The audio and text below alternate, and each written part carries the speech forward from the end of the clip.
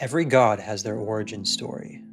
These beings in FromSoft Souls games came from nothing and would go on to control the world they conquered, some through fire and others in gold. For one in particular, her story began in tragedy, torture, and death. Queen Marika the Eternal, ruler of the lands between, began her start as a humble shaman in a quiet village removed from the rest of the world. To avenge her people and fulfill her destiny as an Empyrean, she would go on to put her enemies to the sword and establish a dynasty that was meant to last forever under the light of the Erd Tree.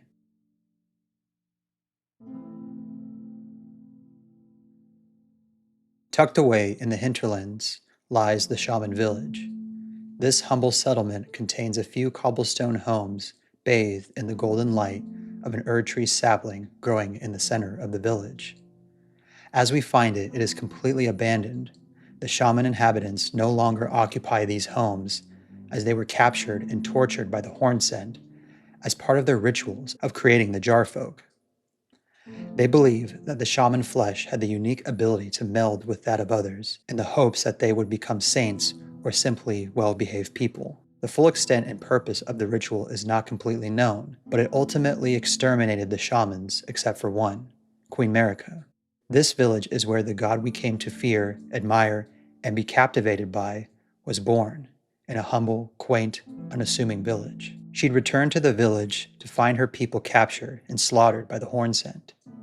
Marika, in her sorrow, would plant the Erd Tree sapling that we find at the village center. She would also leave a braid of her hair next to the grandmother, a figure of worship entombed within a tree.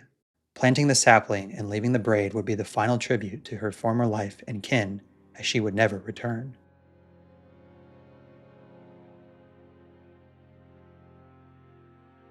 From a gameplay perspective, the Shaman Village offers no combat mechanics or interesting means of traversal. There's no gameplay purpose behind the location other than the miracle and talisman pickups being Minor Erd Tree and Golden Braid, respectively. This is meant to be one of those locations the player is meant to simply take in and appreciate for its simplicity and lore significance, not too unlike levels like Ash Lake all the way back in DS1. Shaman Village might just be the biggest reward out of the DLC experience from a lore perspective. Of course, the level does not need to serve a mechanical purpose to be considered important or great. Arguably, Shadow of the Erdtree focuses on exploration more than the base game. For example, leveling up is now tied to exploration through the use of Scatter Tree fragments.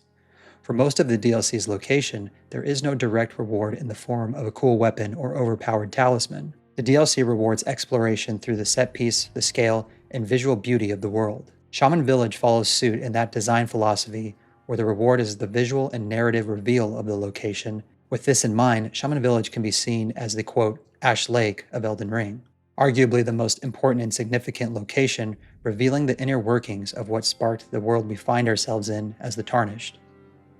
It is both the most unnecessary and important location in the game. This location reveals so much while saying so little.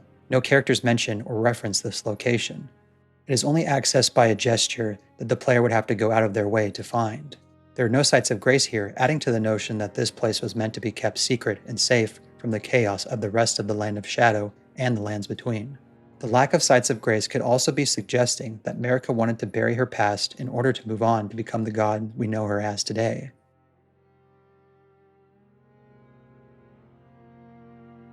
Without direct exposition, the Shaman Village reveals a lot about Marika, whom previously we knew little about. We knew of her conquests as the Queen of the Lands Between, but never knew her full story, including her life before godhood. Shaman Village reveals that planting the sapling was likely the last good deed she enacted before going on her crusade against the Hornsent and her rise to power in the Lands Between. As the Minor Erdtree incantation states, secret incantation of Queen Marika, only the kindness of gold without order. Marika bathed the village of her home in gold, knowing full well that there was no one to heal. Despite the fact that her people were eradicated, she planted this tree anyway. Bathing the village in gold could be seen as a way of preserving her old way of life, despite going in a completely different direction as she conquered the rest of the world. She would move away from her humble beginnings to become the god we all would come to fear and worship. This spell's description indeed shows that despite the seemingly cold and calculated demeanor shown in previous item descriptions and recountings of her spoken words in the base game, she is capable of feeling and acting on kindness. The other item found in the village, the Golden Braid, offers further details of Marika's relationship to the village, stating in the description, "A braid of golden hair cut loose, Queen Marika's offering to the grandmother. Boosts holy damage negation by the utmost. What was her prayer, her wish, her confession? There was no one left to answer, and Marika never returned home again." The braid's description reveals that Marika would never return here again, perhaps to bury the past out of shame or simply wanting to forget. From then on, it would be her mission to remove death from the lands between entirely. Seeing her people die in this manner could have been the catalyst that caused her to snap or vow to remove death as a way to never repeat what happened to her people again. In a new world that she would create and rule over, there would be no more sorrow through death. She could have her children for eternity with no fear of losing them like she lost her people. The fact that we find the braid next to the grandmother could be Marika's acknowledgement and homage to her specifically. Perhaps as part of her reign as god of the lands between and the Empyrean of her people, she would become the quote, new grandmother, but not of a small village, but rather an entire populace. Marika's actions could be seen as an almost manic conquest to remove everything bad that happened to her previously, a way to bandage the trauma she experienced, as it were. While we may never know her true intentions, it is clear that witnessing the extinction of her people was the catalyst and fuel behind her presentation and actions as the god of the lands between. It would be her world to control this time. No more death, no more darkness, only gold and eternal life.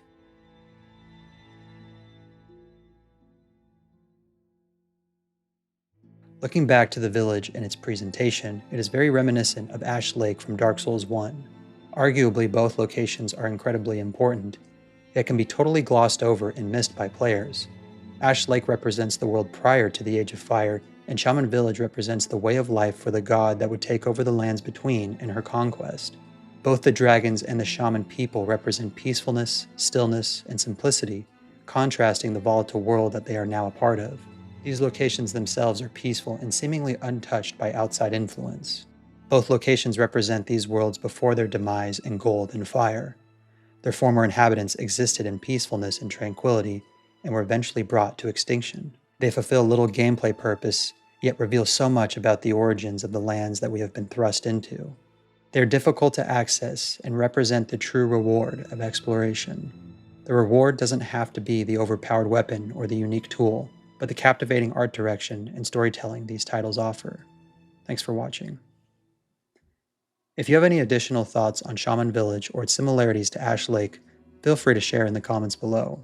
If you like my thoughts on FromSoft Souls and other video game titles from time to time, consider giving this video a like and subscribing if you are new here. I appreciate your support in any way you like to show it. Thank you for watching, and may you find your home bathed in gold. Take care.